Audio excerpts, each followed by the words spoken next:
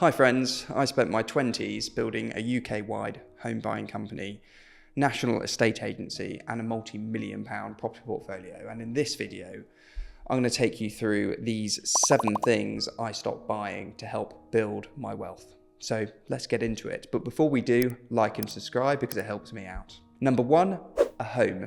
Property on the whole is an excellent investment. I'm not debating that with you, but the big issue with buying a home is that you are locking away a big chunk of your net worth as the deposit to then live in an investment, your home, that isn't producing you any income or profit. Quite the opposite. Usually on top, you're using a mortgage or debt to purchase it. So you've then got a mortgage on top to pay that is stopping you from then investing in anything else. So in most instances, you've gone from renting to then paying a mortgage and losing a big chunk of your net worth as a deposit to buy it that could have been used to grow your wealth further. What I propose you do instead is exactly what I did. Rather than invest the money I was making from my businesses into a home, I initially invested it into property investments that then generated me an income. That income then paid for my rent with money to spare that I could then keep using to reinvest to further grow my wealth. Then when I already had amassed roughly a £1.5 million property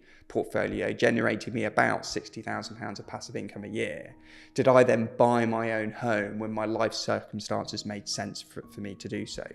I was getting married, we wanted a family, so it then made sense to lock in a bit of wealth into buying a home.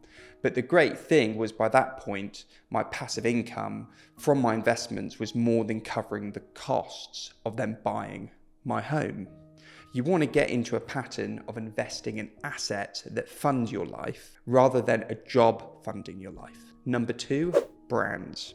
If you're entrepreneurial, which I'm assuming you are watching this, you will know that the most valuable thing you can do when creating a business is to create a brand. And when you create a brand with real brand equity that creates a protective moat around you, because even if competitors come in with lower prices or similar product, if you've built a good enough brand, customers will trust you, know you, and keep buying even at higher prices, which is why some of the most profitable and valuable companies in the world are big brands like Apple, Coca-Cola, Louis Vuitton, Red Bull.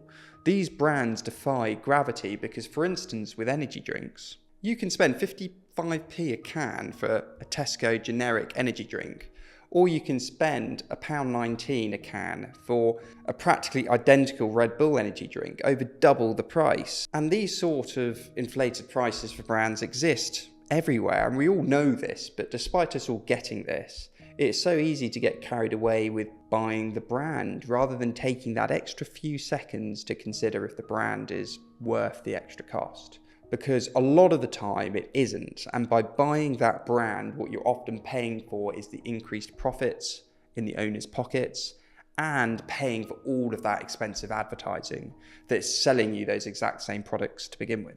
Number 3, finance. We're talking about finance. What we're talking about here is good debt versus bad debt. Understanding the difference between the two is really a non-negotiable thing if you want to be successful, because in the most part, good debt is any money you're borrowing to help you produce more money. So you're borrowing £1 to help you make £2, for instance. And that is obviously a really good thing. Bad debt is money you borrow to help you lose money. So for example, getting a finance loan on a car. And because bad debt is usually used on bad assets, they're more risky to the lender. So their interest rates are even higher than normal. So if you're getting good debt to buy a property investment, for instance, the lender knows that you've got a property that's going to be going up in value over time to lend against. And so the interest rates are generally better.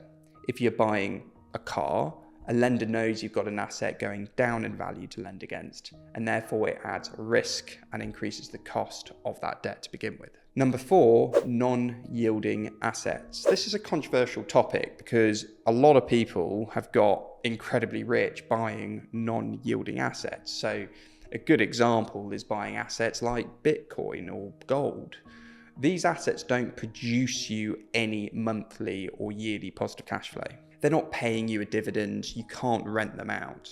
You are essentially buying the asset on the basis that more money will chase that asset in the future, driving the price up. And look, there's nothing wrong with that. But in general, I believe in the early stages of building wealth, you want to purchase assets that produce you some sort of yield, some sort of income. So for me, I personally love buying property because it's a fantastic store of value that should go up in value over a long time, whilst also paying me monthly positive cash flow I can then reinvest in other things. It's clear and predictable. But at the same time, you can do the same with buying bonds or equities. But generally, when I buy stocks and shares, I stick to investing in index funds that spreads my risk across hundreds of companies rather than just buying individual stocks that can go up and down in value unpredictably. Number 5, subscriptions. The average person in the UK spends £500 a year on subscriptions, which I know doesn't seem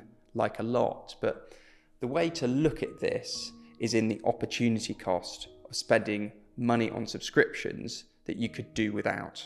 So for instance, at the moment, the average return of the S&P 500 is 10.56% per year. So if instead you put £500 a year into an S&P 500 index, say £5,000 over 10 years, that investment would be worth not £5,000, but over £8,000. So in reality, £500 a year is in reality costing you £800 a year over a decade.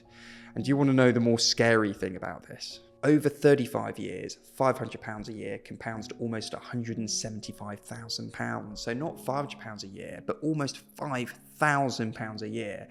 Incredible how compounding works, isn't it? Number 6, drinks. The healthiest liquid you can consume isn't Prime, orange juice, or Red Bull. It's water. But in reality, although we could all get by on simple tap water, in the UK we spend over £1.6 billion on bottled water, with the market growing bigger and bigger, as you can see here. And this all links to the previous section we're talking about, wasting money on brands. We have 67 million men, women and children in the UK, and 1.6 billion divided across every single person totals £24 per person for something we can all get access for free.